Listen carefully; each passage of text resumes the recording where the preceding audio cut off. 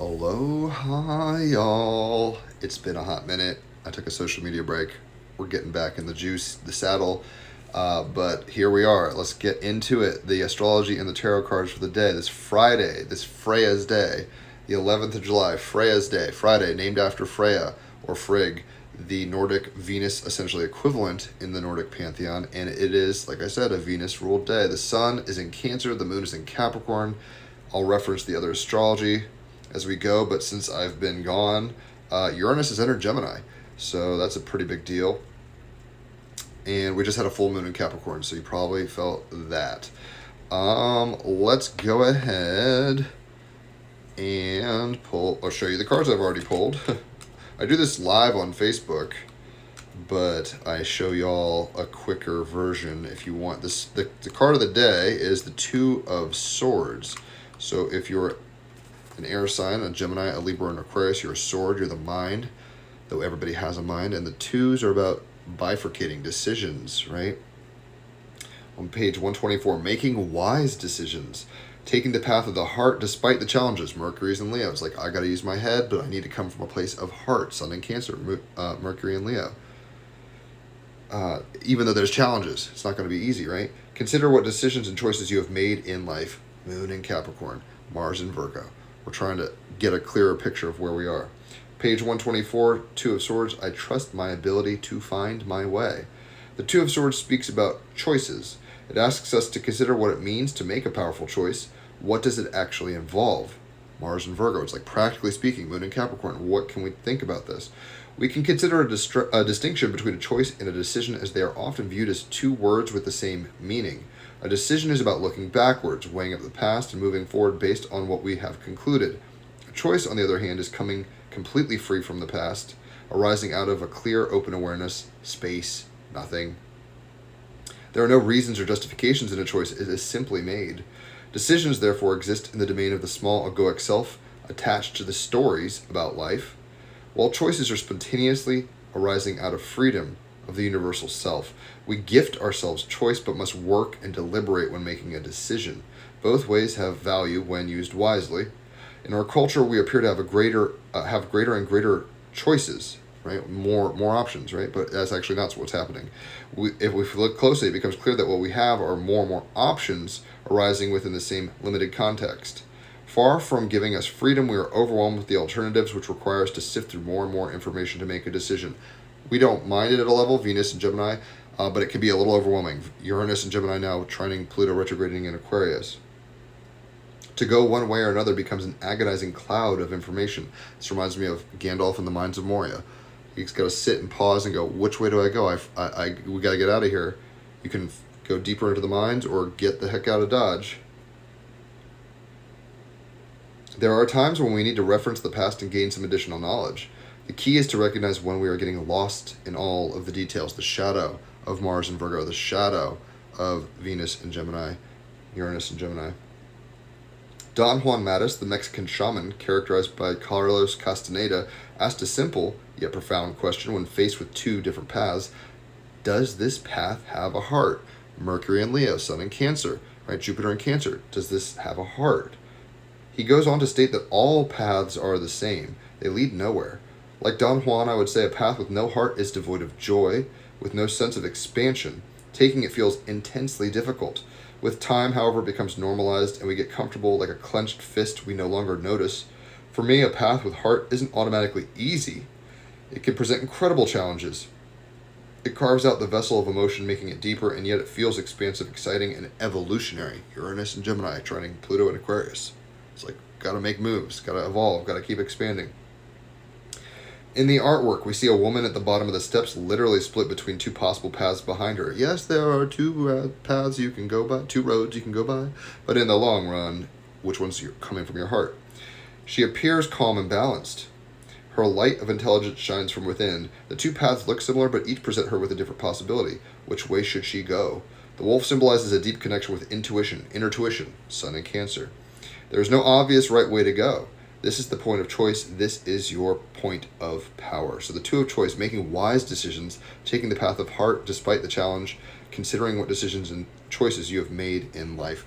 There's a whole lot of energy of trying to feel safe, but knowing we can't stay the same, right? So it's like, hey, I need to make actions, but which way do I actually go? The clarifying card really says this hurry up and wait energy is the Hanged Man. It's a major arcana. I've written music for all the major arcana, and this song is called Yggdrasil Blues, like the Tree of Yggdrasil, where Odin was hanging for 9 days to gain his wisdom, lost an eye, got the wisdom. Jesus on the cross. It's the Hanged Man energy, right?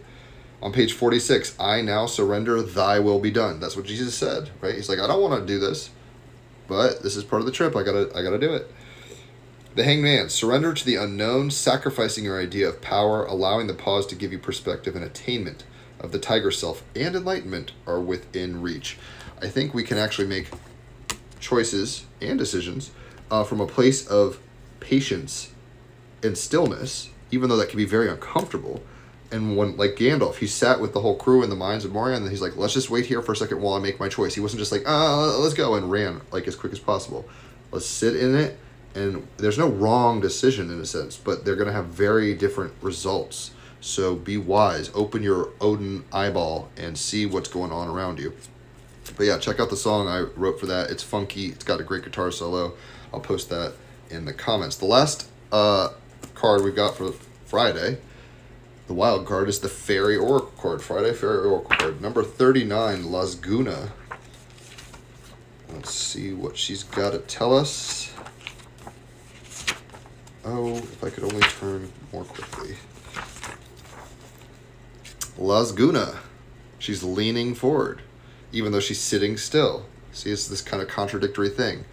Venus and Gemini, it's paradoxical, right? It's like, I know I've got to change, but I've got to come from a place of heart and patience, not just impulsivity, even though we're itching to go. We've got to kind of make decisions. Hangman from a place of stillness.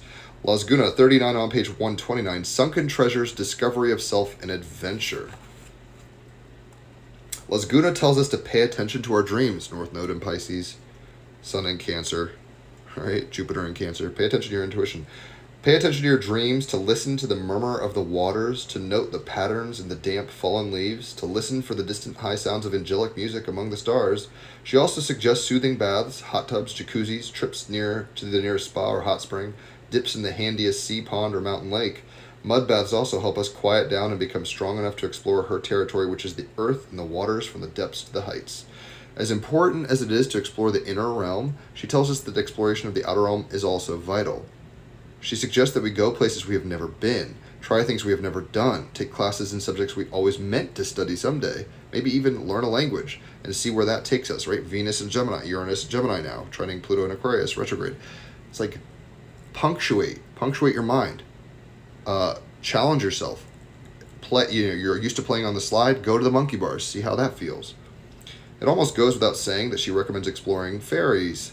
She also suggests kissing any metaphorical or actual frogs you encounter to test for princes and princesses, but I don't know how seriously you want to take that suggestion. All right, we've got choices to make. Do we kiss the frog? Do we don't? Right? We're sitting there staring at a frog. We're leaning into it. She's sitting on a toadstool, and we're like, you know what? There's going to be a consequence no matter what I do. There's a wisdom in sitting in the eye of the hurricane. In the eye of the hurricane, it's quiet, or whatever, as Hamilton would say, right? And in that still, quiet place, even though it can be uncomfortable, and we're getting shaken up, and we're losing a lot of maybe our programming, we're having to say, oh, I thought I was playing chess, we're playing water polo, what the fuck is going on? We're going to be able to make a decision, hopefully from the heart, not just get stuck in our heads, in that stillness, right? And then we can lean more forward from our heart, lean forward into the adventure, trying new things. You don't want to just be wild and reckless. Mars is in Virgo, right? Jupiter and the Sun are in Cancer. We want to, Moon in Capricorn, we want to be practical, we want to be nurturing, we want to be realistic and healthy. But at the same time, you want to understand there's so much more to the picture than meets the eye, right? And that what you thought was all it was is just one page in the Where's Waldo book. Keep looking for Waldo. It ain't over. So hopefully you've enjoyed this. Leave a tip if you have. Obviously, holler for a reading if you feel so inclined. Share it, whatever's clever. An hour of cards is $50, and 3 hours of astrology is $150, but it's half off of both or either of those for your birthday. And if you suggest someone come my way, you get half off on cards yourself. Check out the Team Rabbit Hole podcast. Great episode most recently, so I'll put that in the comments. Check out the song I wrote, all that jazz. I'll catch y'all on the flip side. Adios.